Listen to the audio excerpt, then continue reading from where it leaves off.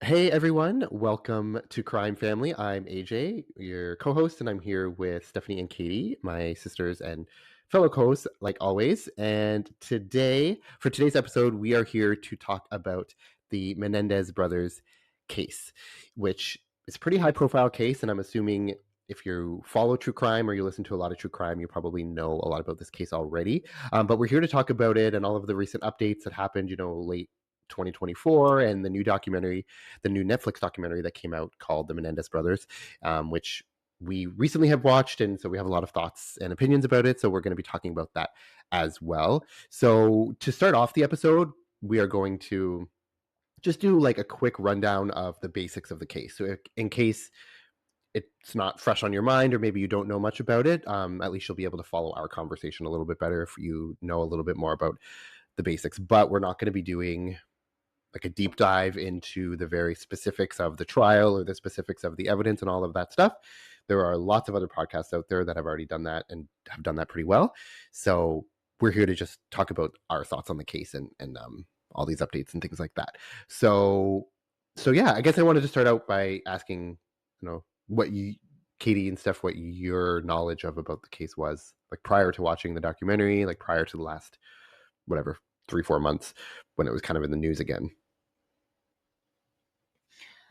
Um, Honestly, before I saw the new documentary and the new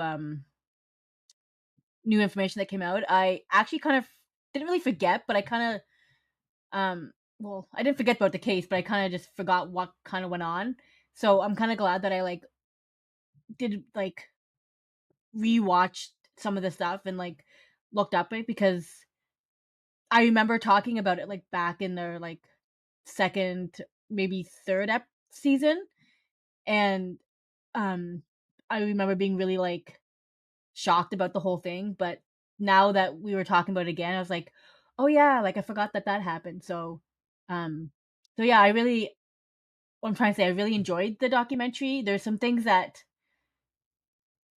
I think there's some things that I didn't like about it, but most part I liked it, but I'm kind of glad that I got to rewatch it and now that it's fresh in my mind.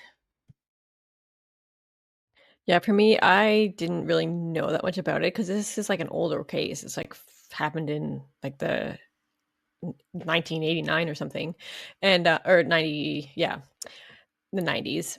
And I mean, and then when it first came back, then it came back out into the media because of these documentaries that came out and some things that the Menendez brothers were doing behind bars, like their habeas corpus, which we'll get into. And so what I first watched was the documentary called, not even really a documentary, just a show about them called Monsters on Netflix, which is like a lot is fabricated. And when you watch that, you're just like, it really makes you not be on their side. Like it shows them as this like arrogant, like pieces of shit. And you're like, fuck these guys. So that was like my opinion kind of about it because of that, even though it shouldn't have been. But anyway, going back and like doing the actual research and watching the actual documentary and the actual like court trials, my opinion has changed a bit. So it was interesting to kind of like go through all that and be like, okay, it's actually not how it was portrayed in that show. But yeah, it's interesting. Yeah, I was gonna say I chose not to watch the that Netflix the Monsters one because I didn't want to have that Katie have that in my mind of if they're monsters and the fabrication. I didn't want to have that in my mind and then watch the real true documentary. So maybe after all this, I might go back and watch that just because. Yeah. See, I had watched that before we kind of decided to do this as an episode. And so I wasn't really thinking like, oh, it's going to taint my opinion because I'm just watching a show. But it really does like make you really think that you hate them. I mean, you still could based on what actually happened. But anyway, yeah, it's definitely important, I think, that you didn't watch it beforehand. Yeah, I think it was like Ryan Murphy. I think it's like a Ryan Murphy show who does a lot of shows and we'll get into that. And like I haven't seen that either, like the Monsters one, and probably won't. But yeah, we'll get into that sort of stuff. And I guess you two have both reminded me, like we talked about it last week, or like when we were planning what we were going to do for this episode, you had mentioned that we did do an episode of this podcast on this case, but we didn't actually release it. Like it was like left on the cutting room floor, I guess you could say. But I don't even remember that. Like I don't have any memory of talking about this case with you guys in depth for an episode. So Yeah, maybe it's funny because don't know. I don't remember a lot of details either from that episode, and I feel like maybe that's why we didn't release it, because maybe we just like weren't into it, and they like wasn't like good enough for us to release or something. Because I really don't.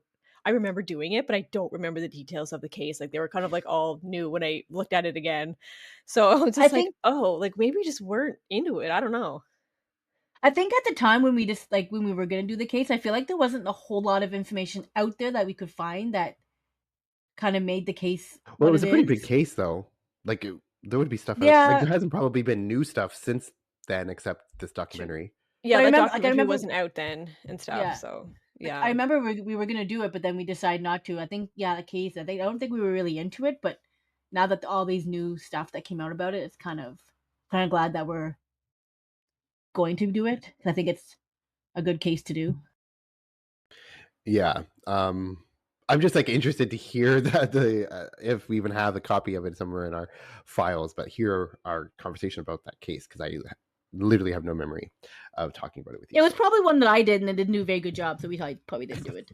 No, it So- was one of Steph's, but So that's probably why, because I don't know, I was very bad at the beginning of this whole podcast thing. well, so. I think there was like a lot of questions that me and AJ had when you were saying it, and you like just didn't know. So we just like didn't really. I think we like couldn't really follow the case really because we'd ask you a question and you're like, "Oh, I'm not sure," which is like fair. If you don't know, that's fine. But I think that's just like we couldn't really. I couldn't even understand what happened at the end of that episode. Maybe I don't know. Yeah. So, yeah, but for whatever reason, it didn't make the cut. So anyway, we're here to talk about it now. But like I said, we're gonna spend just a couple of minutes, like 5-10 minutes maybe, just going over the basics of the case and what happened, so that if at the very least you don't know anything about this case, you can at least follow it just a little bit better.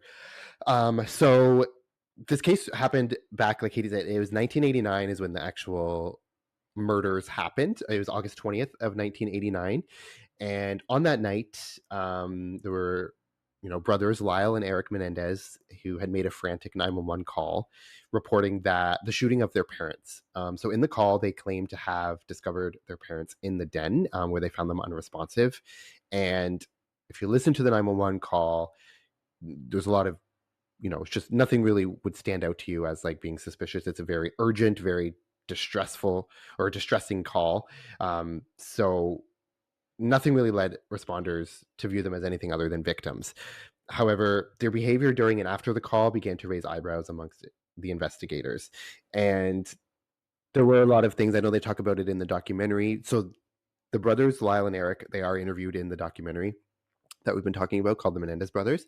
And one of the brothers mentioned how the investigators right away didn't do like an initial really good job on the investigation right away because there was a lot of evidence that had the police maybe seen the brothers as a little bit more of suspicious rather than just victims, they would have done it. Like the brothers said that there was gunpowder residue that was probably still on their hands, that had the police done a swab of their hands, they would see that and would Yeah, and be also very suspicious. I think it's important to point out that these were like high profile victims. Like they lived in the Beverly Hills and they were like rich, wealthy, and the father was well known, a successful businessman. So I think that's probably why they treated them, like the brothers, the way they did, because it was like this high profile family. So they weren't going to treat them like suspects because of their status, basically.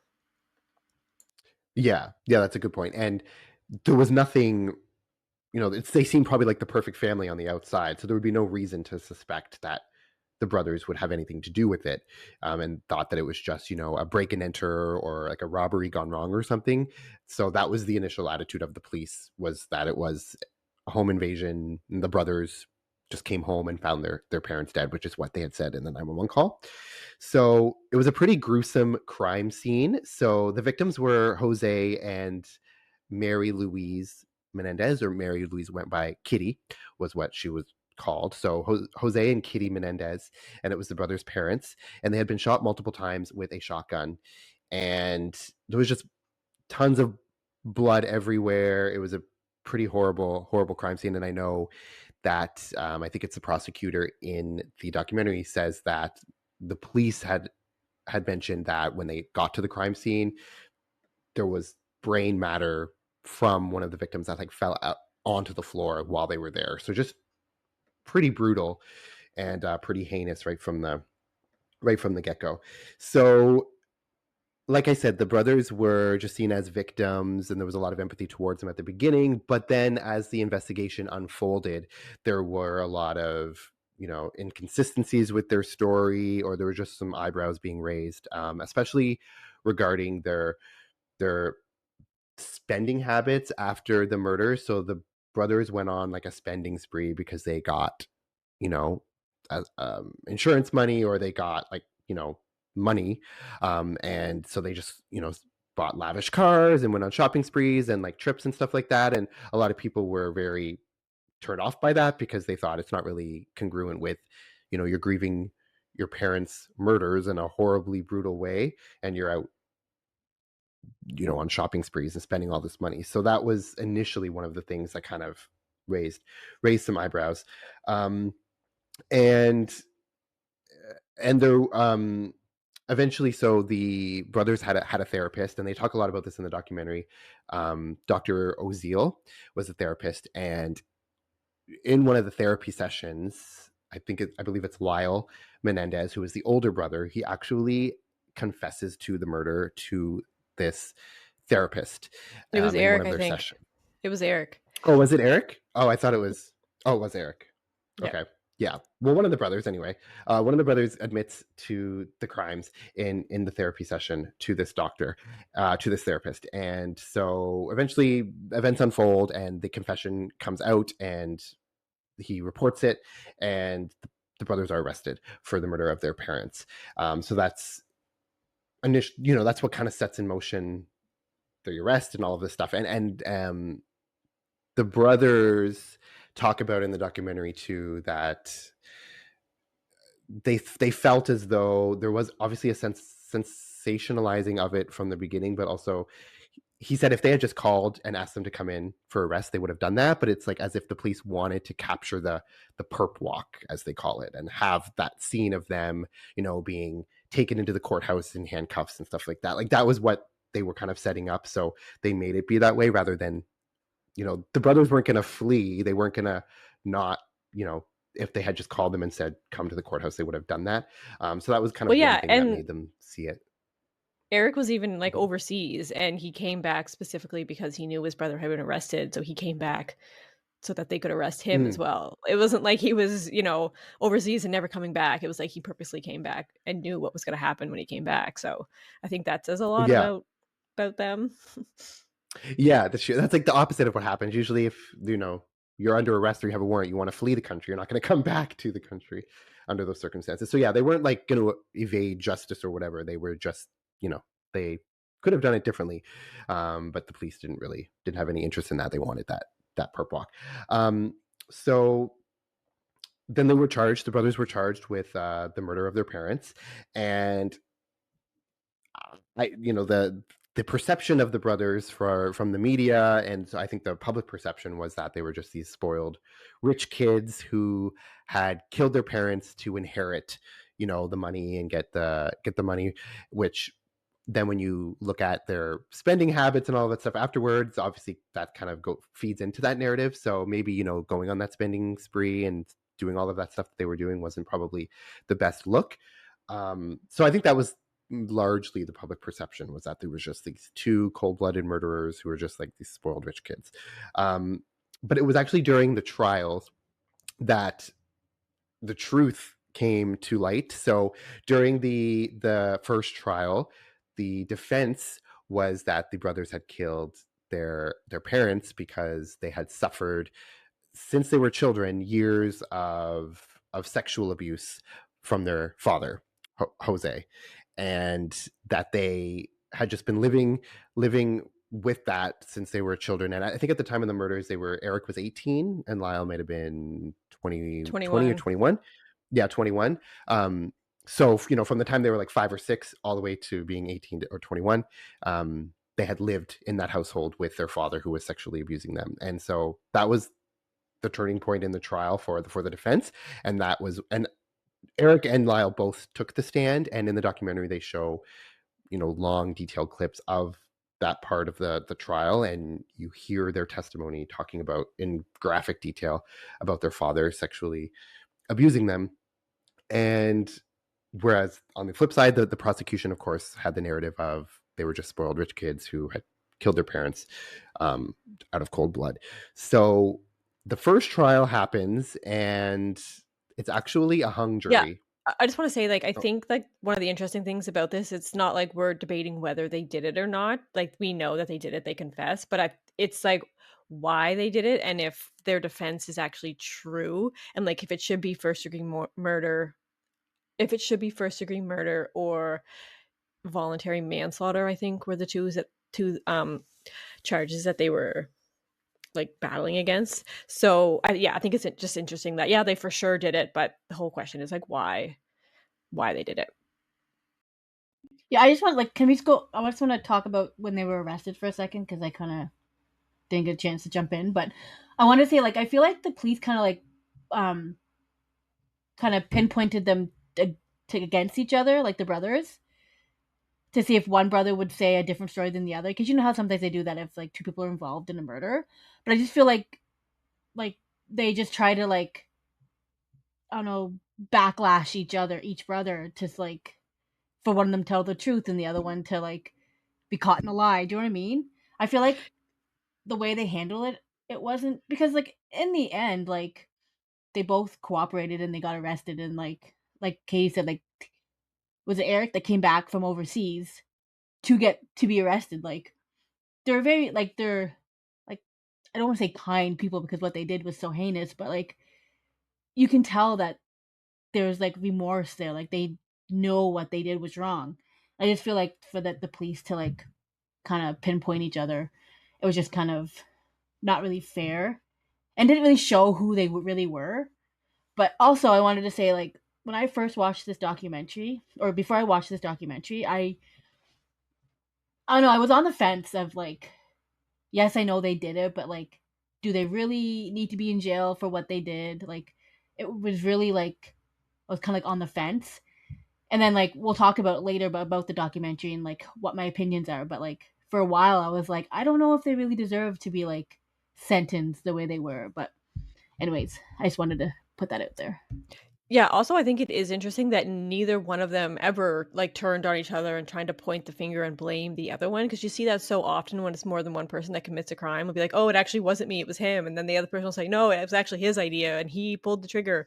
But they both like had the same story and they were saying that they both did it together, and like they never really blamed either, like they never even blamed each other, which was like just kind of I think shows how close they were, but also we'll get into this, but like kind of what they went through together. So they were kind of just like bonded in that way to always stick with each other. So I think that was super interesting.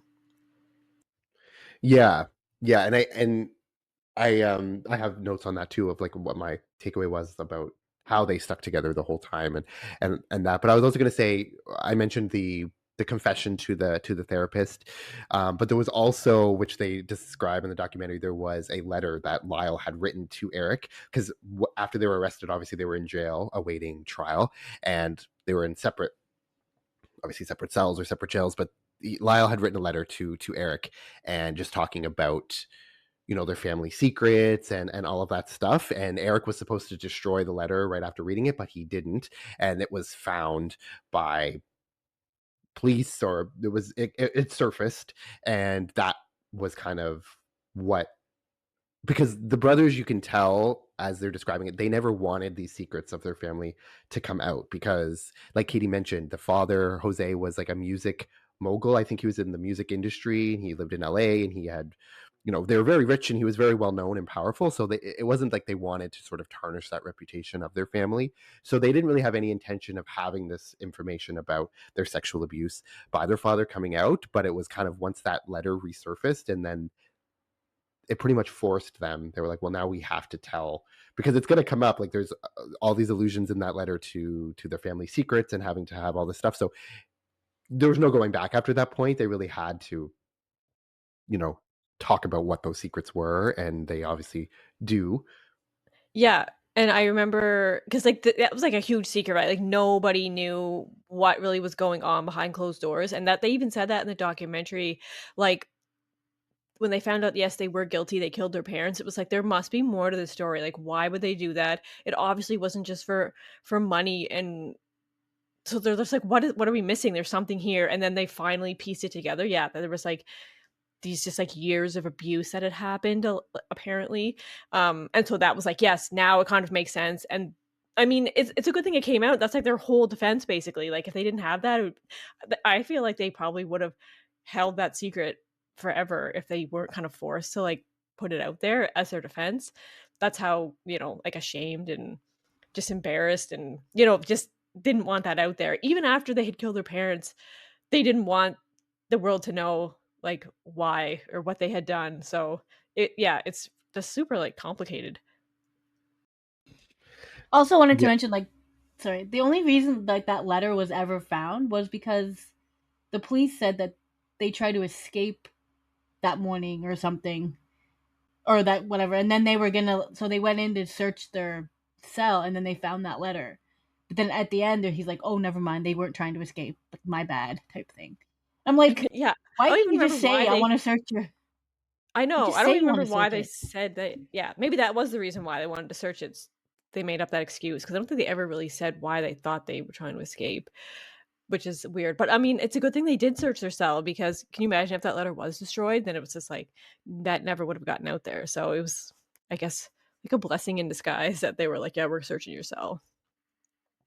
Yeah, and I think when you're watching the documentary, it's not a lot of times if there's a trial and there's the defense of, I was in fear for my life, or I was being sexually abused, or whatever. It's like, that person might just create that to have that doubt, but you can tell that they weren't going to use that as a defense. Like they didn't want it to come out. It was all reluctant, so that makes it a little bit more, believable, or you can understand a little bit more. It's not just like something they pulled out of thin air But to they be the it's defense. also kind of used against them because it's like, well, why is there no evidence of this in the past? Why have you never brought this up before? Like, why is all of a sudden it just kind of came out of nowhere? Like you said, it did kind of come out of nowhere to people that didn't really know the case. They're like, oh, now they have this huge defense of years of abuse. It's like, well, there's no evidence of that. So it's like, and a lot of people didn't believe them. Like you'll see in that documentary, like everyone made fun of them. They were saying, oh, it's all bullshit. Like they're just arrogant brothers that are, made up this story. And so it did kind of not work for them in a way because it was such a tightly kept secret.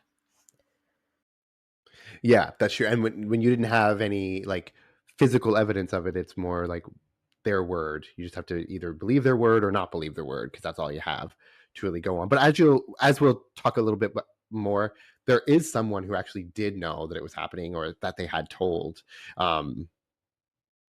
But obviously she never told anyone, and it now surfaced, and then it surfaced later. But anyway, we'll get into that. But the also, all of this came out in the trial about the sexual abuse, and like I said, Erik and Lyle both took the stand, and I believe the trials were like in 92 or 93, so it was a couple of years after the murders. But anyway, they had the first trial. It was a hung jury, so the jury could not come to a conclusion, and they interview one of the jurors in this documentary, and she describes how it was sort of like split along gender lines. So the guys, or the men on the jury, thought that the brothers were 100% guilty and had wanted to convict, and then it was the women on the jury who had a little bit more of that hesitation, and they didn't know whether they wanted to sentence, life in prison, or give them the full sentence. So anyway, it ended up being a hung jury. So they had to do an entire retrial, and they had different, the prosecutor was different in the retrial, because the original prosecutor didn't want to do the retrial. And then in the second trial, it was vastly different from the first one, because the judge in the second trial really didn't admit a lot of the, or didn't allow a lot of the evidence or It was the the same testimony judge, to wasn't it? Oh, was it the same judge, or could Yeah. I it think it have was been? because I think it was the same judge, and because the first time they said talked about this in a documentary where it was like he was kind of embarrassed about how they didn't get a conviction and how they just was like so split 50-50. And so the second time he was kind of determined to get that conviction, and that's why he didn't allow a lot of things into the trial that were in the first time. Like Lyle wasn't on the stand at all, so anything that he would have said and those witnesses like never even came into the trial that time. So I'm pretty sure it was the same judge, and he was just like determined to get it done this time. Oh, okay, yeah, that's Tyler. Maybe I missed that detail, but yeah, the same judge. So, but the trial was just like Katie said, very different. Like all the testimony from Lyle and Erik just wasn't in admissible. So the jury didn't hear anything about the sexual abuse, or even if they did little details, it was not the in-depth details like they had when they were on the stand originally. And there was also no cameras in the courtroom for the second trial at all, so they think that obviously maybe the cameras in the courtroom, it just adds a different dynamic and a different layer that was there in the first trial, but not in the second trial. So second trial was just very bare bones compared to the first one. And then when the jury went to deliberate for the second trial, they came back with a unanimous decision to convict them of first degree murder, and that came with a life sentence. So it's just wild to me that, obviously you're going to get different results when you have completely different evidence presented, or different, not even different evidence, but just you're missing one whole side of the defense. You don't get that. So it's obviously not really that hard to believe why the second jury would come back unanimous if you're not hearing that strong defense on the other side. So I'm assuming it oh, was go ahead. different jury members, right? Second Yeah, it was time. different. It was Oh Okay. different yeah, jurors. Yeah. Because I was gonna say that would make no Um, sense. No. yeah. It's like No. you can't have Yeah. the same jury members and then be like, oh, we didn't Definitely new decide this ones. time, but this time we are. Yeah, okay. Yeah, it was like it was new jurors and everything. But yeah, they came back with unanimous decision. So, and the retrial had happened, and I think they describe in the documentary too how between the first trial and the second trial, the whole OJ thing had happened, and the OJ case happened in the same jurisdiction. It was LA County. So you have the Menendez brothers, the first highly publicized trial, and then you have the OJ trial, and in that case, you saw the person who everyone or many people thought was guilty, you saw him get off and he was acquitted. And so in the documentary, they talk about how in that second trial, maybe they saw it as like sort of retribution. It's like, well, we're not going to let these innocent people walk, or we're not going to let these guilty people walk free. We're going to make sure that we get them. Yeah, So that and I also think played into it. yeah, that was definitely a huge thing. That was like they were trying to get like I don't know, kind of like revenge from after the OJ trial. But I think one thing to remember or like point out is like the first trial, the jury had an option of well, acquittal probably, and first degree murder or voluntary manslaughter. So like they could have chosen voluntary manslaughter, which wouldn't have been like life without parole, and then first degree murder, which was life without parole, and it could have been the death penalty. But then the second trial, because the judge had like restricted all this evidence and stuff, really the only choice the jury had was either acquittal or first degree murder. So they didn't have that like involuntary manslaughter to fall back on. And that was what the first jury was hung up on. It was like half of them wanted first degree murder and half of them just wanted voluntary manslaughter. And so the second time they didn't have that option. So it was either set them free, even though obviously they knew they were guilty, or first first degree murder. So that was like a huge difference. And really the jury didn't really have a choice that was reasonable in that case. Yeah. And like, that's just another example of how you can see they basically rigged it to get the result they wanted in the second case, or in the second trial, because yeah, like Yeah, because obviously they were guilty. Like no one's gonna say, "Oh, let's set them free," regardless of whether they were abused or not. Like in my opinion, I feel like they still killed their parents. They still need to go to jail. But you know, whether it should be first degree murder and life without parole is like a different thing, right? So yeah, it was like you yeah. said. I'm pretty sure they set it up that way. So to almost guarantee that they would get first degree murder. Yeah. And because obviously, like, a manslaughter charge is more like maybe more palatable for people who don't want to sentence them for life. It's like, okay, there's this other option.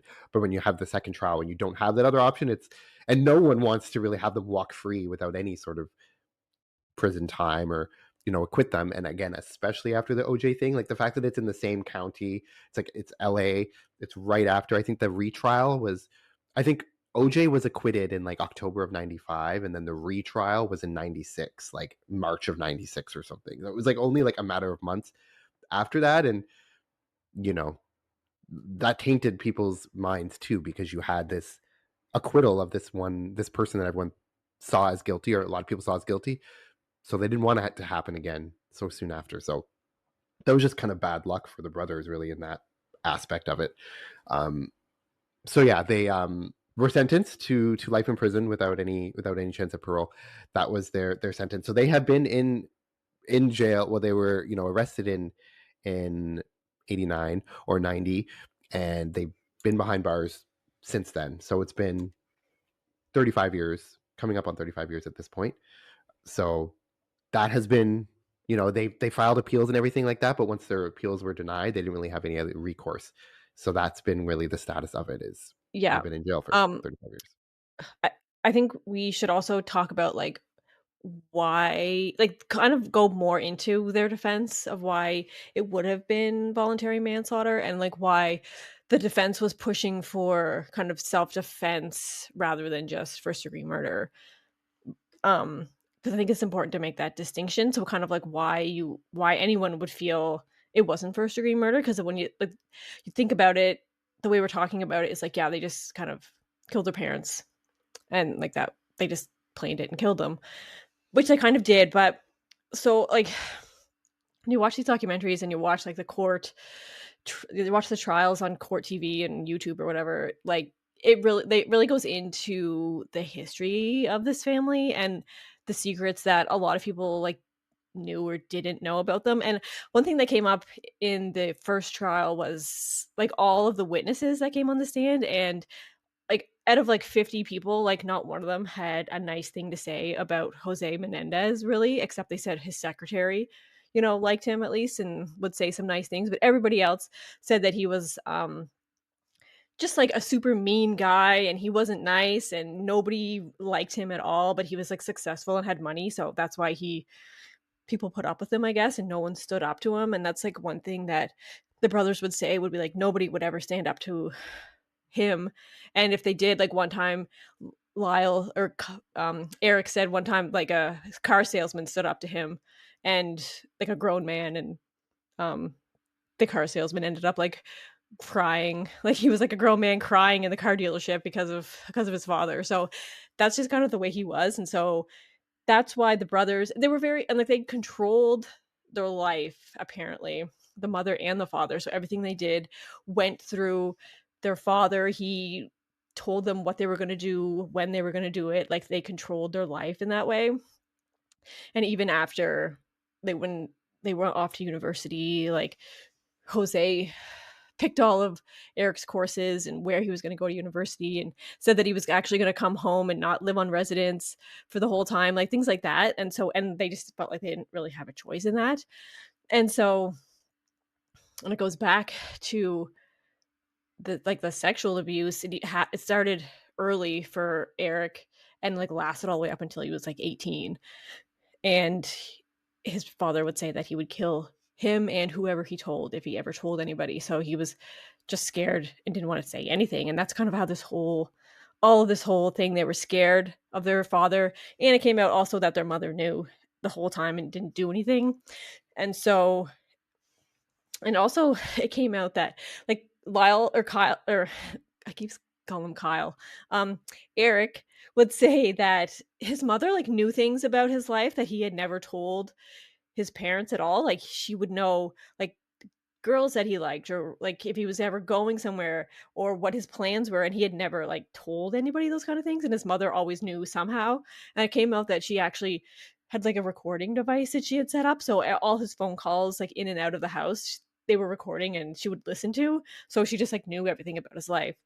And that's just kind of the level of control that they had over their kids. And so they just never felt, I guess, that they had any kind of freedom or choice in their life. And when it, like when all this came out, and then when they ended up killing their parents, it was because Lyle said that he was finally going off to university. He was going to go to a university far away so he wouldn't have to be with his parents, that he could finally get away from the sexual abuse. But then his father was like, no, you're going to go to UCLA and you're going to stay home like 4 nights a week at least or something. And so that's when he was like, oh, he just felt hopeless and that he didn't really have a way out of the situation. And that's when he finally told his brother Lyle that his father was like still sexually abusing him up until that point. And that's when this whole thing was like, Lyle kind of took over, was like, I'm going to talk to him about it. He's not going to do that ever again. You're going to come with me to university. And that's kind of where the whole thing unraveled from there. Erik's relationship with his father was a lot more controlling than Lyle's. I feel like Erik had took the brunt of things more than Lyle. I remember in the documentary, Lyle was saying that like Erik was more of like an emotional child, and his father saw him as weak, where Lyle was like not weak and never cried, and his dad maybe was more proud of Lyle than he was of Erik. So I feel like Erik had all this emotion bottled up and felt like nobody, like the only person he could talk to was Lyle. But also Lyle kind of like, I don't know what's the word I'm looking for, like looked up to his father, I say, because his father was always proud of him and always thought of him as successful, where Erik was just this weak person who could be easily controlled. So I feel like their relationship with their parents was so different, but yet they both suffered in the same way. Do you know what I mean? Yeah. I think Lyle was definitely his father's favorite, and he was.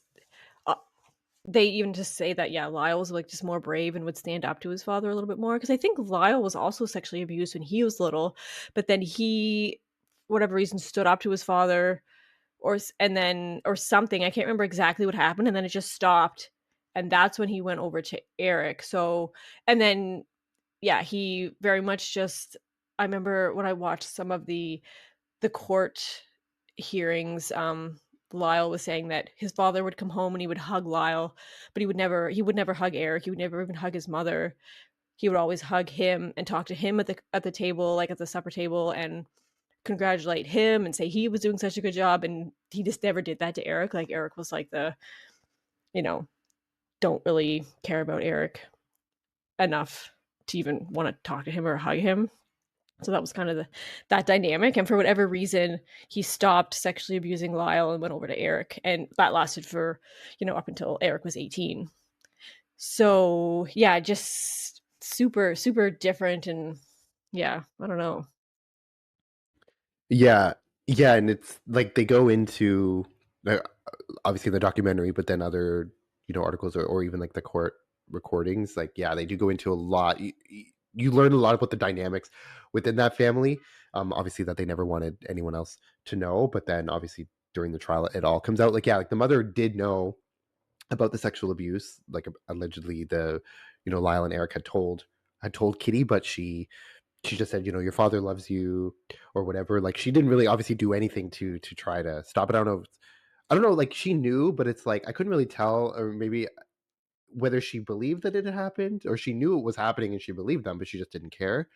Like that to me, I didn't really know that distinction. Like maybe she didn't. Either way, it's horrible, but like either way, she didn't believe them or she did and didn't care. My impression was that she knew, because during Erik's testimony in the trial, he talked about that, and then his mother, he was on that leading up to the murders, like one of those nights before the murders, he was like talking to his mother. They got into an argument, and his mother said something along the lines of like, yes, of course I knew. Like, do you think I'm stupid? Like, she just like knew the whole time. And the fact that Erik thought she didn't know offended her because she was like, I'm not stupid. Like, of course I knew, kind of thing. So she knew the whole time, just didn't do anything. And that was another trigger for Erik because he was like, well, my mother knew this whole time. She didn't protect me. She didn't try to stop it.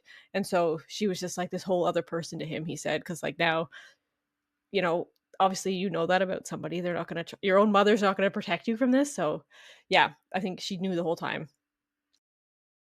So what was wrong with her then? She's just a horrible person too. Then obviously, like didn't care at all. Like didn't I don't know. It just Well, yeah, I think I'm feeling.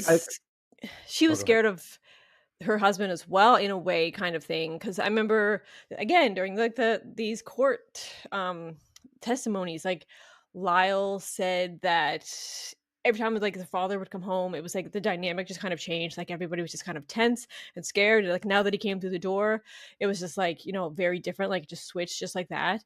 And every time they would get into trouble or do something, Kitty would always be like, I'm going to tell your father. If you don't do this, I'm telling your father. And he always knew about things that they had done and gotten into trouble.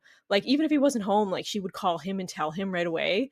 And so every time, then he'd come home and just be like angry as soon as he got through the door, kind of thing. So I think she kind of used that against her kids, but also probably felt scared of him in the same way. So, I mean, obviously, that's not an excuse for why she would let this go on, but that's maybe just a little bit into her mindset. Definitely not excusable at all. Yeah.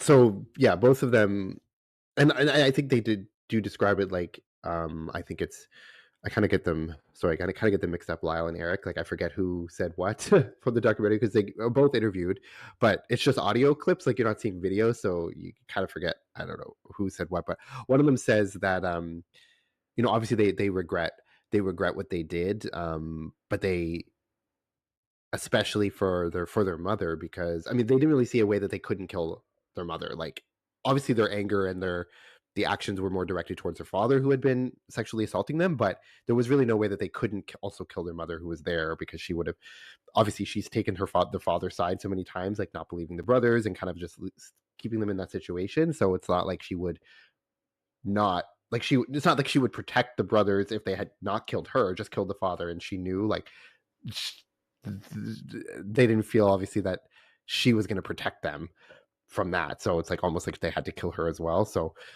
I don't know, but they seemed like obviously they had a little bit more sympathy or a little bit more feel a little bit more maybe remorseful towards killing their mother than killing their father. But from what we just talked about, like obviously Kitty was complicit in a lot of ways too. Whether she was, you know, scared of him, she was a victim. I don't know if he was abusing her too, but she was a victim of him in many ways, but also allowed it to continue happening and didn't really do much to protect the brothers. So Well, yeah, yeah. and according to the brothers, like their mother was also, you know, not very nice to them growing up ever. Like she would always they would get into arguments and she would say like, I hate you, I wish you were never born. Like she would say that all the time. And so like that's just kind of a thing that they got used to. And then so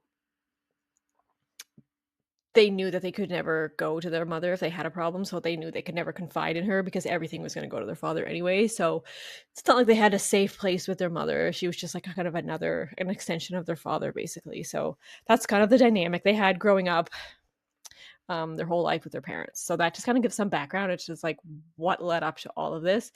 And going even closer to the murder, like they did according to them, they feared for their life because like Lyle had said that his father said that if he ever told anybody about what was happening, he would kill him and he would kill whoever he told.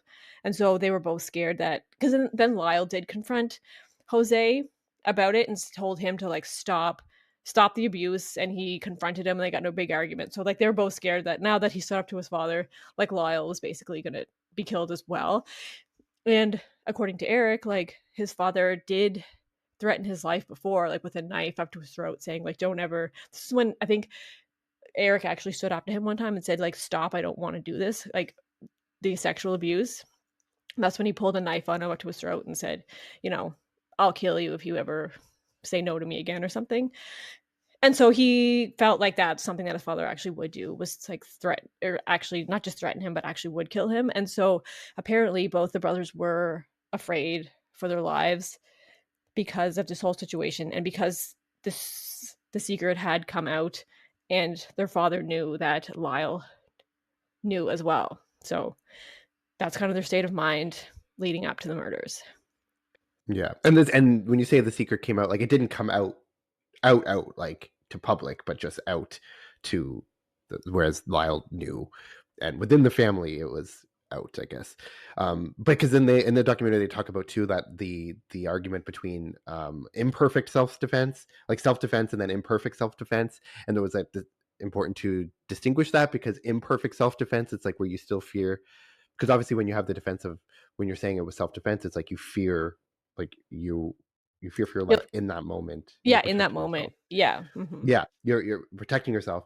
But then imperfect self-defense is like you fear for your life, but there's not something happening in that moment. Like you're not being beaten up right at that moment, but it's like you still fear for your life because of the situation. Like Yeah, that's I think probably I not the think they best described it description of it, good. but Yeah, it was like if somebody came in off the street and was like looking at your situation, they would have no idea that your life was in danger, even though you felt that it was. And also, it even counts like imperfect self-defense if you think your life is in danger, and so you defend yourself because you think your life's in danger. But even if it's not, but you actually honestly think it is, and you're mistaken, and then you kill someone because of that, that's still imperfect self-defense in a way, because you thought something was happening when it actually really wasn't. But yeah, that's just kind of like an interesting distinction there. yeah, and that's I've really hard to never I prove, I never heard feel. of I never heard of imperfect self-defense. So when I heard that, I was like, I had no idea what that was. So that's, yeah, that was new Yeah, to me. me neither. But and I feel, but like it's really hard to prove that. Like, how do you prove? Like, you have to prove that you're in your own mind, you feel like you're in danger, but like no one from an outside perspective would know. So then you have to convince at a trial a bunch of people from an outside perspective that you did feel that way. Like, I feel like that's impossible, almost impossible to even prove in Yeah, court. yeah, and I think that's why like the defense like went into like so much detail about their past and the abuse and like their mindset and why they were so scared. Like when you watch, like I watched like the 3 hour YouTube video of like of Erik's testimony, and it's all these little details about like what was going on, and like just you think like it's like why is this necessary? Like they're showing a picture like, is this your room? Is this the corner of your room? And he'd be like, yes. And he's like, is there a desk right in the picture? He'd be like, yes.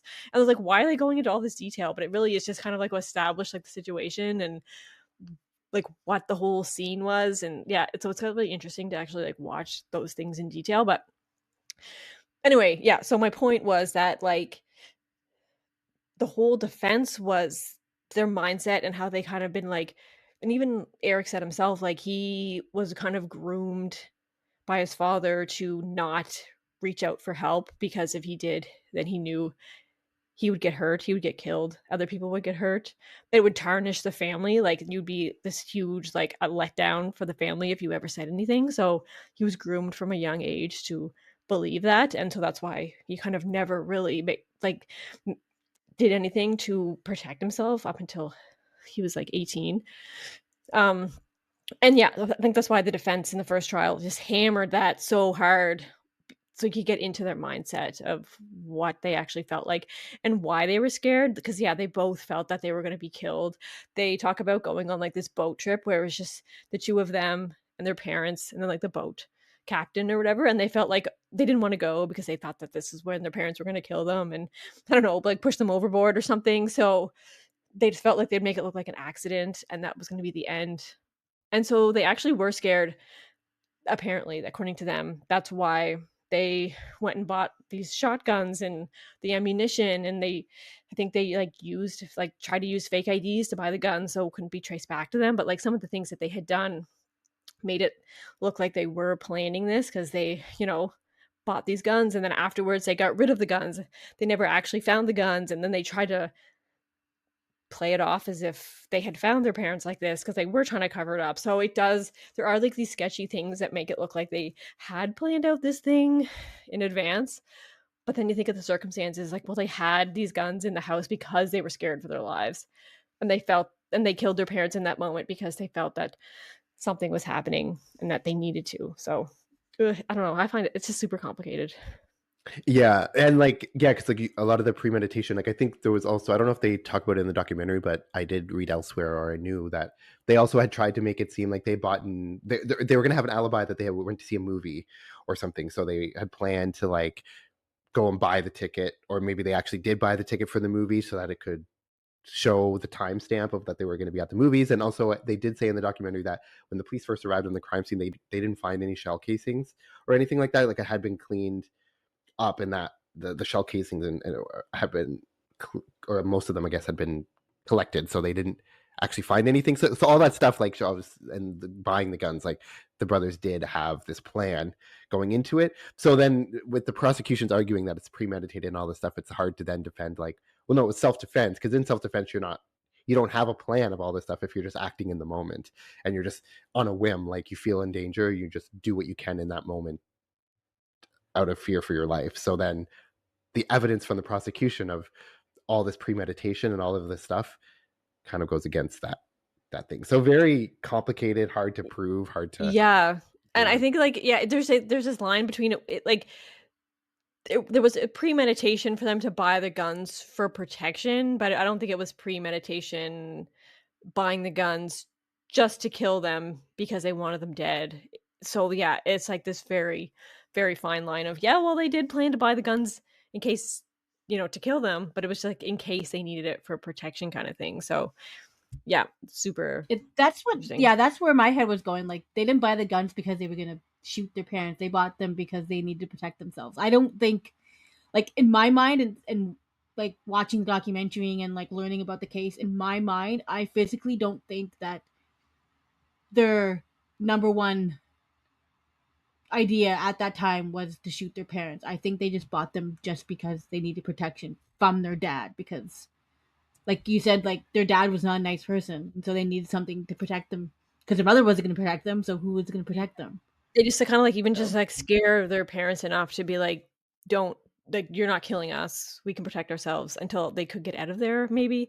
I don't know. And so what led up to the murders that night was like Erik had said that he knew that Lyle was going to tell his father to stop the sexual abuse against Erik. And so he stayed out late that night because he didn't want to be there when it was happening. And he just like kept calling Lyle to ask like if he had done it yet. But his father was on a business trip and he like didn't come home until late. Anyway, and then he finally came home late at night and he said that his mother, like the doors were always locked and they never gave the kids keys to get in. So every time they would go out somewhere and then want to come back, they always had to knock on the door to get into their own house, because so then that was like another form of control, because then their mother and their father would know every time that they were gone and were coming back. So he said that was like another thing that his mother did.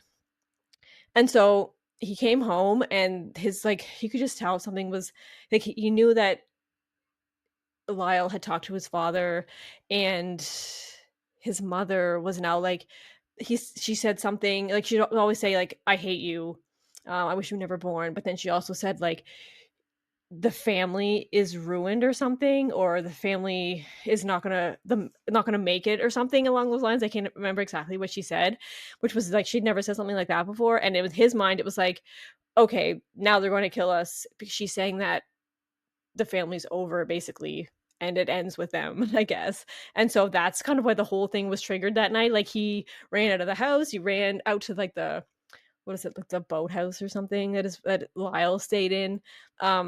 And there was like this huge argument, and then that's why they were scared, because they just felt like something was going down that night, and that's what kind of led to all this. So yeah.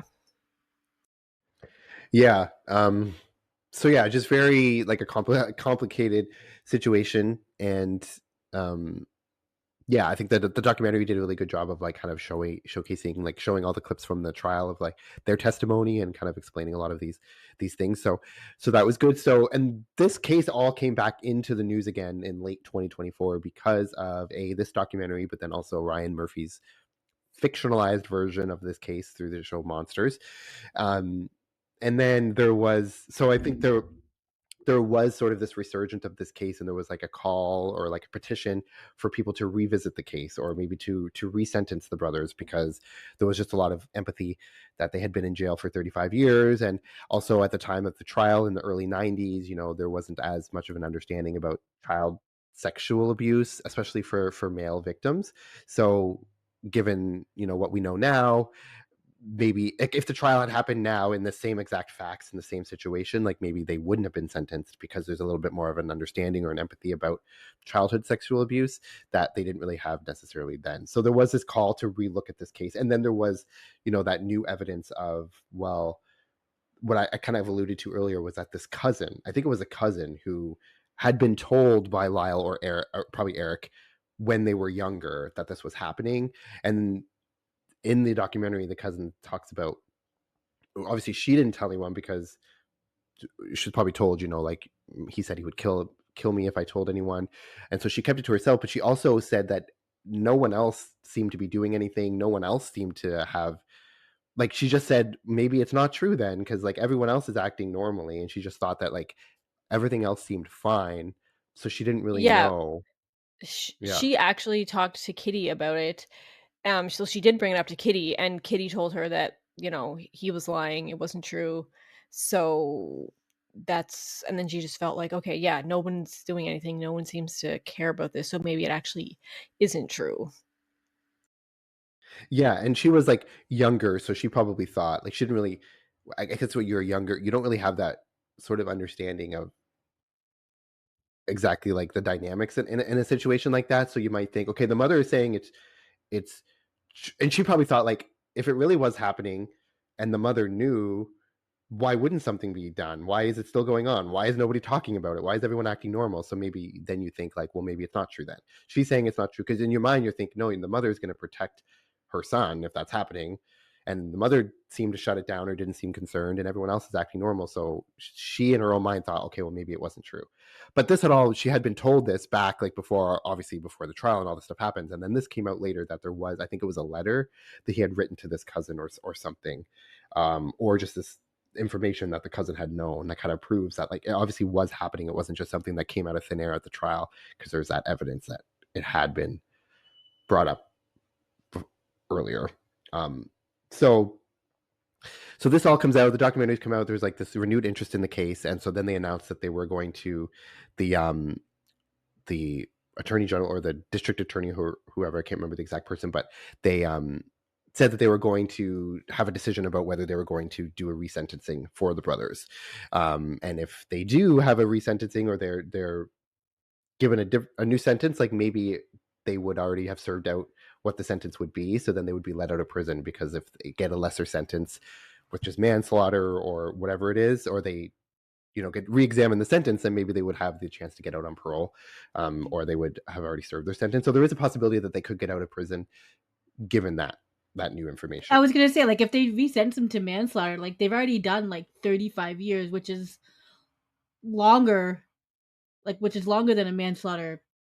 I'm assuming a manslaughter conviction, right?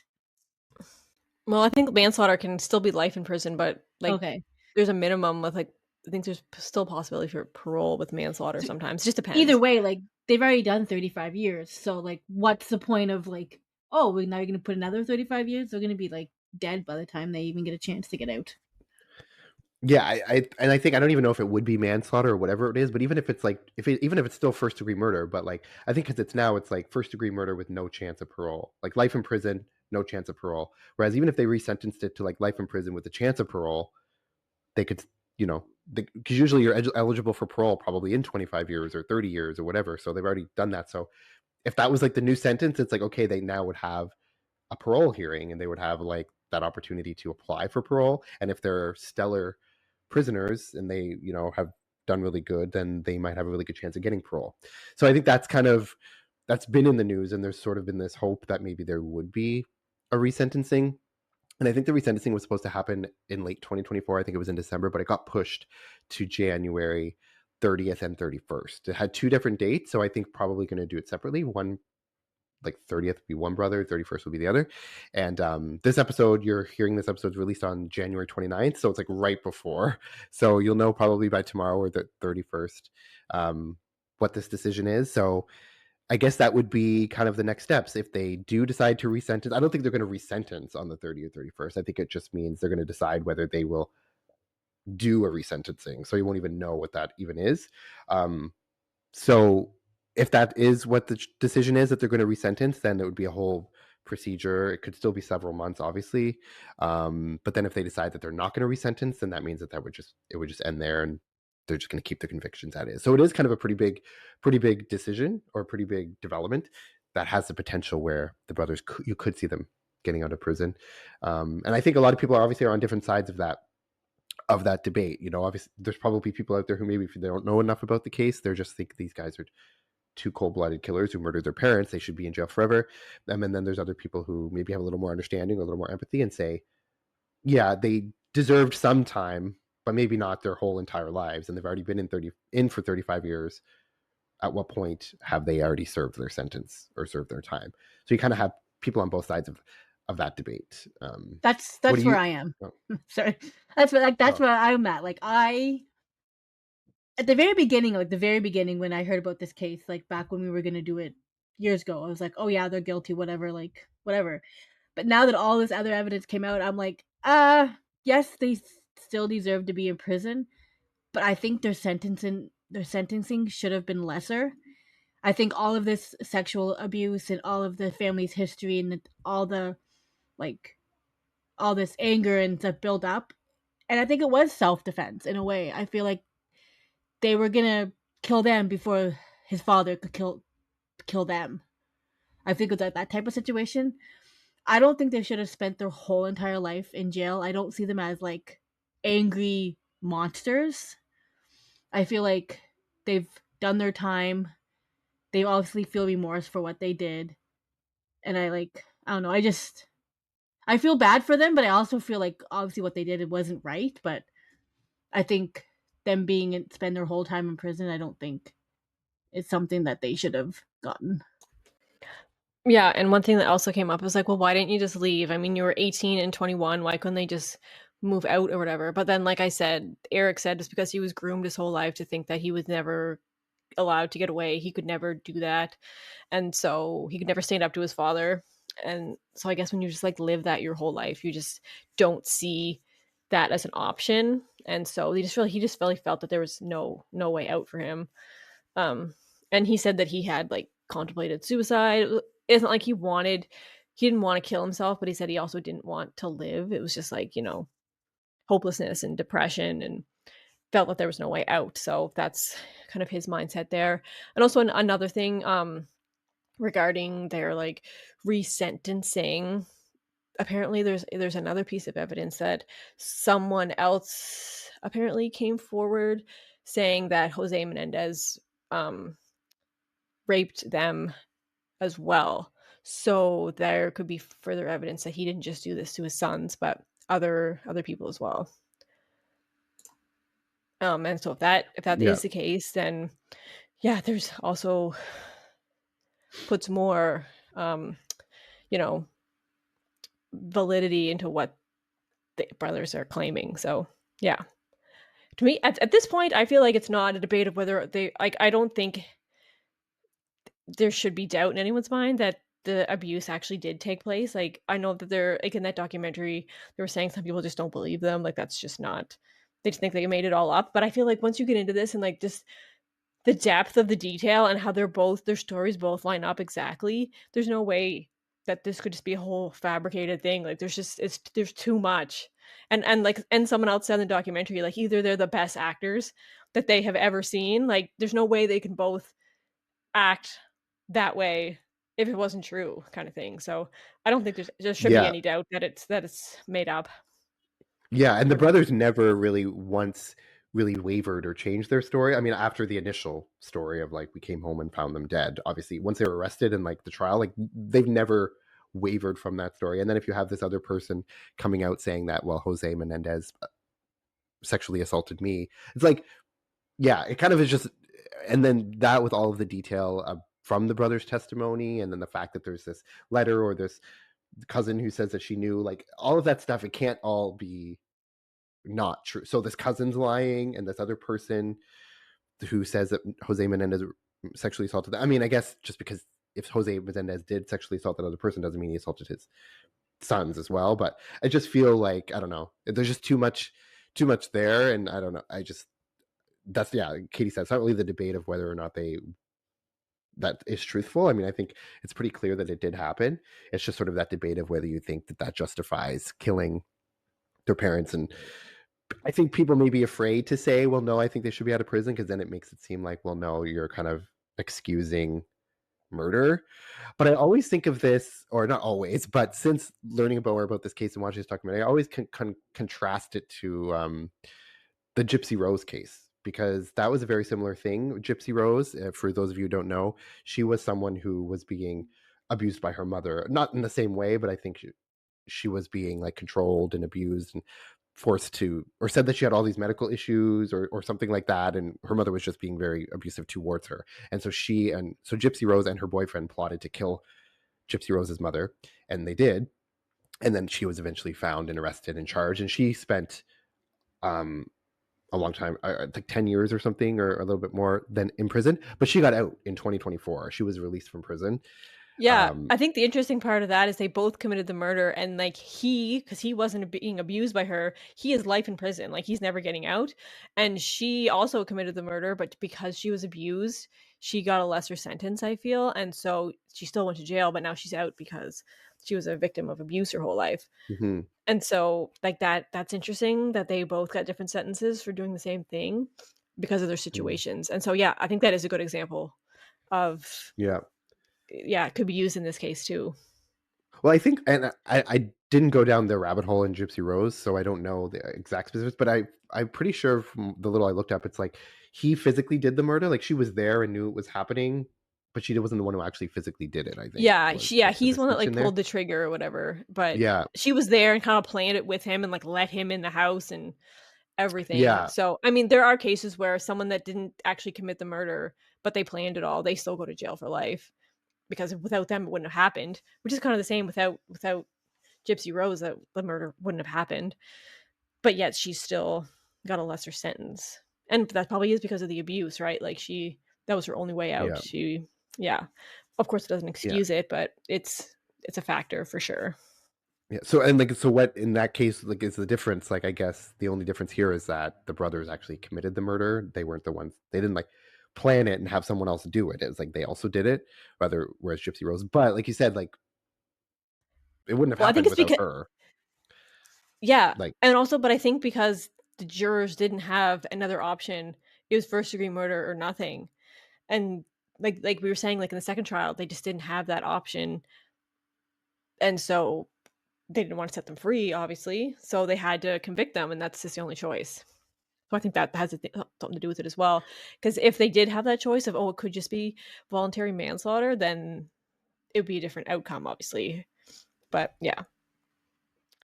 And I was going to say, do you think, and I think personally, like comparing the two cases as well, do you think that there's any difference in the fact that it was like male victims versus female victims? Because like if Gypsy Rose had been like a son who was being abused in that same way as Gypsy Rose was, and plotted with their partner to kill her, would the sentence have been the same? Because whereas the Menendez brothers, it was like the 80s and 90s, they were male victims, and I think like sexual assault against male victims is just typically, I think, under reported or under like not really understood, or it's kind of not given sympathy in the same way that maybe you would like a female victim. So I just also wonder too if the gender of the person. I don't know if the gender like it might have something to do with it, but I also feel that the fact that in Gypsy Rose's case, like the abuse was obvious and like documented, and like she went through like treatments and had surgeries and went through chemo, and she wasn't even sick, like she didn't have cancer, and that they could prove that.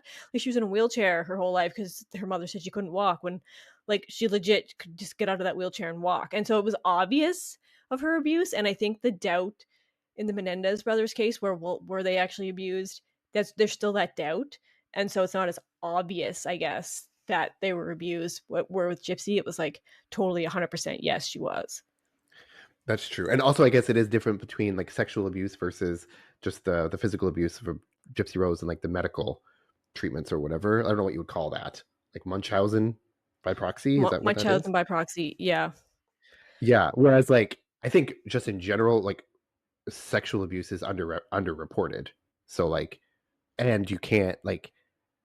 There's a reason that is that the brothers didn't tell anyone because there's like a lot of shame in that, right? And there's a lot of stuff that goes with that. So that's also like, yeah, like a lot of people say like, why didn't they tell anyone or why didn't they leave the situation? I think that person should go and maybe watch some educational documentaries about sexual abuse. I feel like that, it's easy to say from the outside, like, why don't you just leave or whatever? But like Katie, you said earlier, Erik especially was like kind of groomed to like never believe he could actually escape that situation. And his brother was super controlling. His mother was controlling. Like if you're experiencing that for years and years, like you do feel helpless in that situation.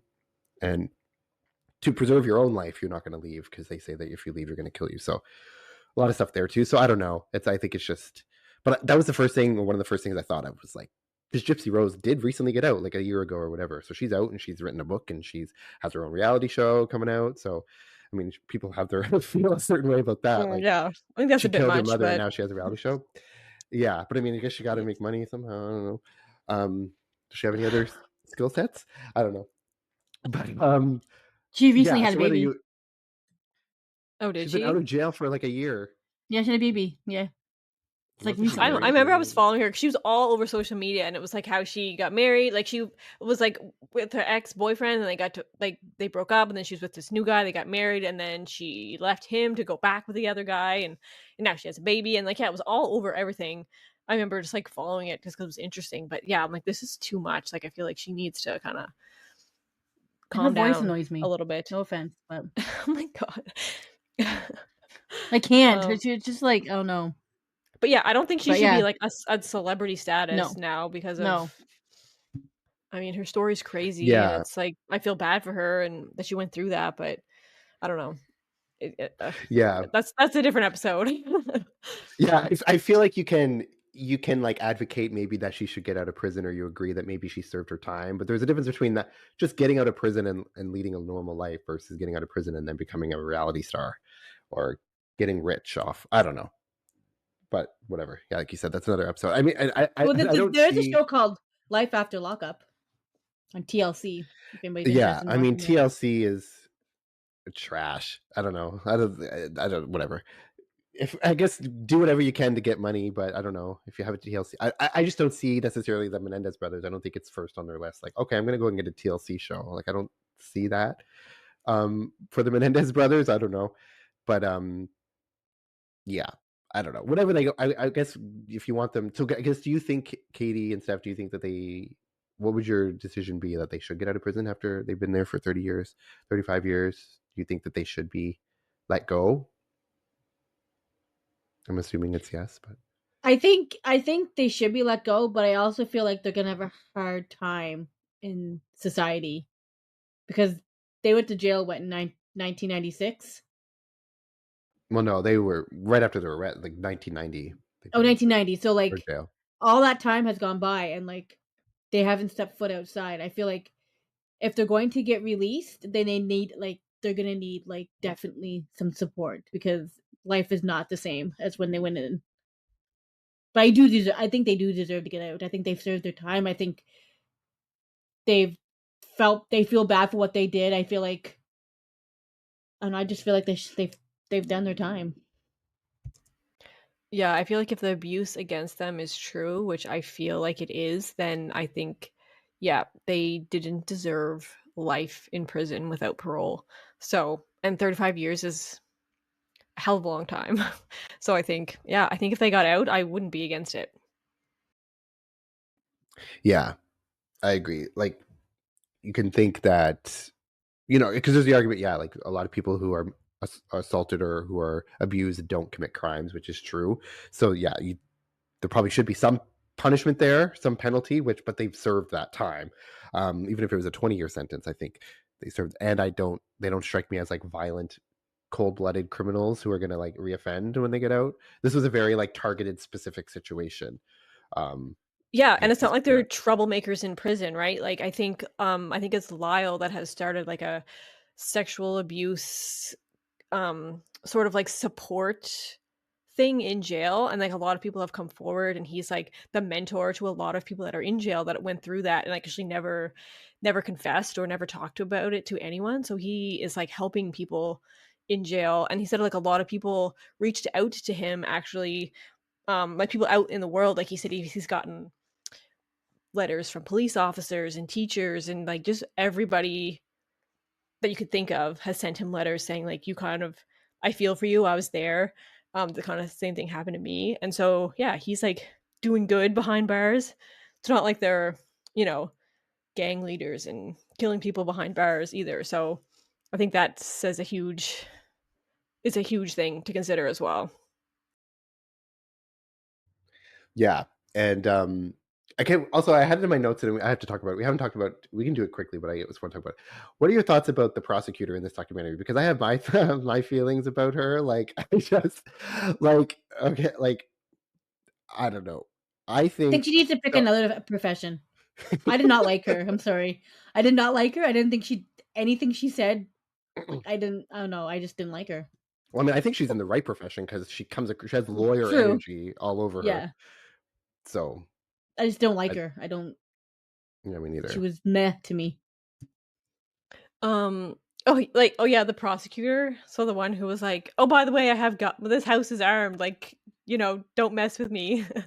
I'm like, shut um, up. Like I don't oh know. my god. Whatever. Yeah, honestly, because she's not one of those people that I feel we talked about this before, where like she feels it like personally against her if you don't agree with like what's going on. If they get out of jail, then it's like personally against her that she didn't do her job well or something. You know what I mean? Like I feel like she has that kind of energy, which we've seen before. People that refuse to admit that they were wrong or refuse to like admit that they could go a different way than what they originally went. And I think that's kind of her energy. So I mean, it's whatever. I don't feel anything for her either way. Whatever.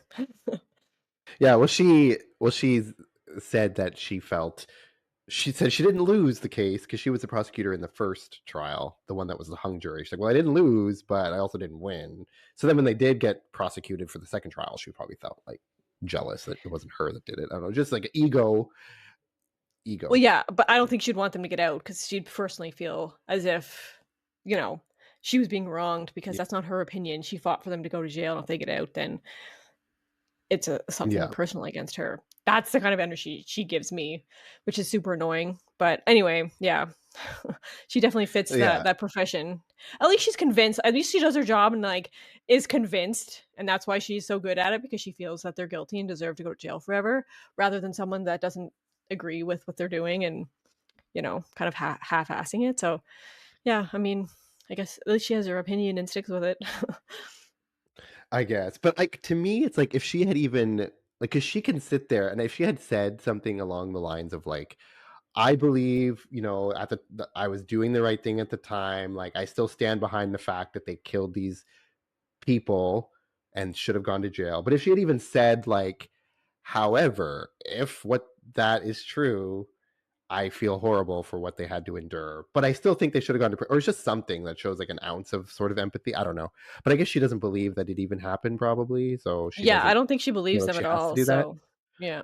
But like, but even if she could say, "I don't believe it," however, if it's true, then I feel this way. I don't know, just to show some type of that you're a compassionate person. Like to me, she just seemed very like she had something personal against them. Like I don't know, like you were saying, or like just cold. I don't know. Maybe that makes her a good prosecutor, but like to me, if she could even say like, "Oh, 30 years ago or 35 years ago, I didn't, we didn't we didn't have an understanding of like sex abuse at the time or whatever that we do now," and I don't know, just some acknowledgement of the fact that Well, yeah, maybe, I didn't get the vibe yeah, that she would have said that, but also you have to remember that like probably everything she's said is not in that documentary. They could have cut parts out. She could have said something like that, and they just never put it in there because it like looks better if she didn't or something. So, yeah, but she didn't give off yeah, that vibe where she was forgiving at all. But she could have been. And they just didn't put it yeah. in. That's true. I mean, they chose you choose every clip carefully. I mean, they chose to put in the part of her at the end, like, I have guns, I'm armed. Like, that doesn't show her in the best light. And they chose to put that in there. So I guess they probably had their own feelings about her, probably to portray her in a certain way. So maybe in all the cut footage, she showed her empathetic sides.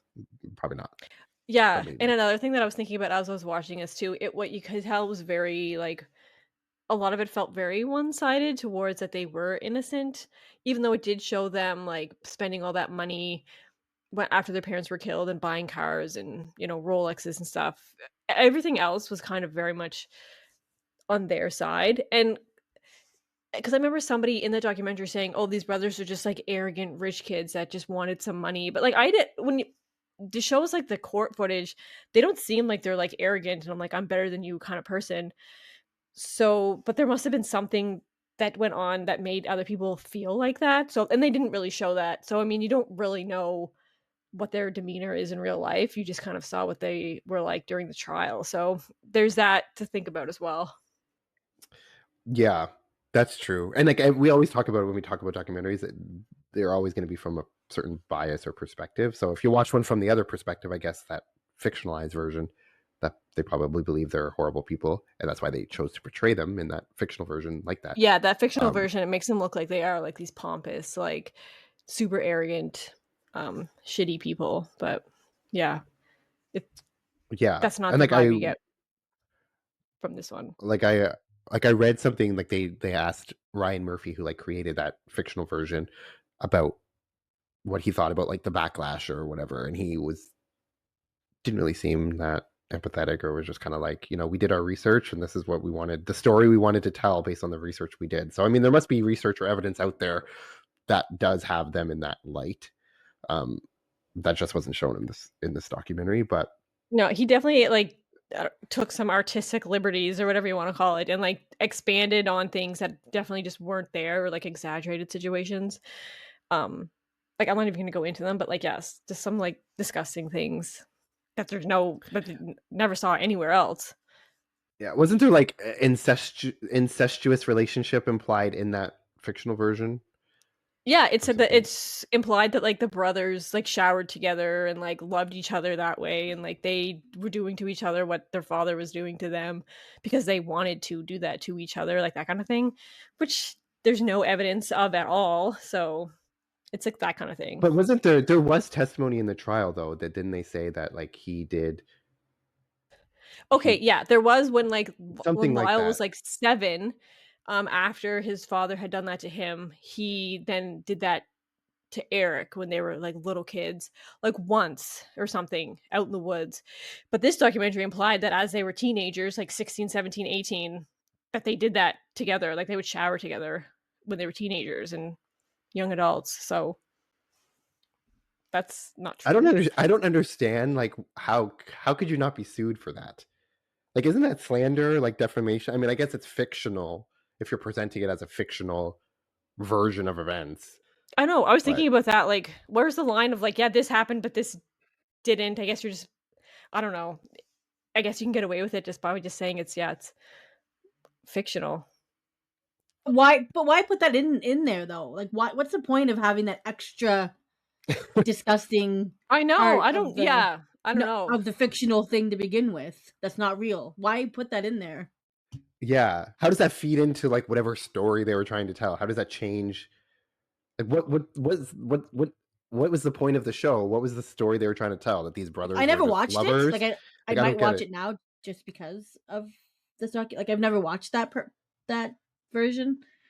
I don't know if I really want to. It seems kind of a weird thing, but yeah, why But, like, put that stuff in there? yeah, Like, like, what what does, I like, ca- portraying them as lovers change about the story, about what happened, the events? Like, to me, that's just, like, sensationalized, I don't know, to cause controversy so that people talk about it. Like, to me, it just seems completely, like, I don't know, like selling out to just Is get he the known maximum. for that?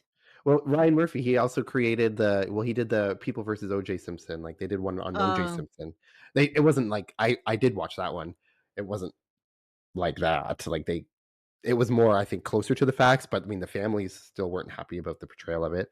And then I think he also, it's Monsters, which is like, didn't they do one for Jeffrey Dahmer?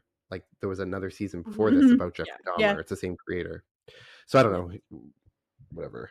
That's good too, Whatever I you watched that. I don't and again, I don't see now I don't know what what's true about Jeffrey Dahmer, because after I watched that, but anyway. Yeah. But I mean, for what it's worth, going back to like the real story. So for whatever it's worth, like so Kitty Menendez is like, so the mother who was murdered, her sister wants the brothers out of jail. Like they interviewed her. There's an article by the BBC talking about the resentencing potential, and she says that she wants them to come home.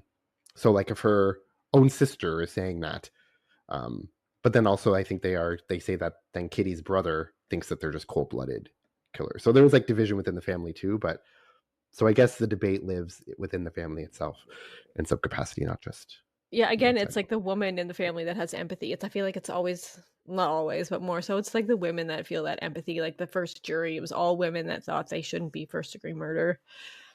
And that's how it was like split, which is interesting. But anyway, yeah. Yeah. So overall, like if you're listening to this on the release date on the 29th of January, then we'll get some updates tomorrow or the 31st about this, unless they're postponed again, which is possible. They were already postponed once, and I don't know how, like, considering that it's going to be happening in LA County, and right now at the time of this recording the wildfires are happening in LA. I don't really know if that might impact, it might get pushed back. I don't know how much that will impact, but there is going to be, as of right now, a hearing or a decision based on the resentencing on the 30th and 31st of January. We'll update you once we get news of that, like whether it's postponed or whether it's actually does happen and what the results of that are.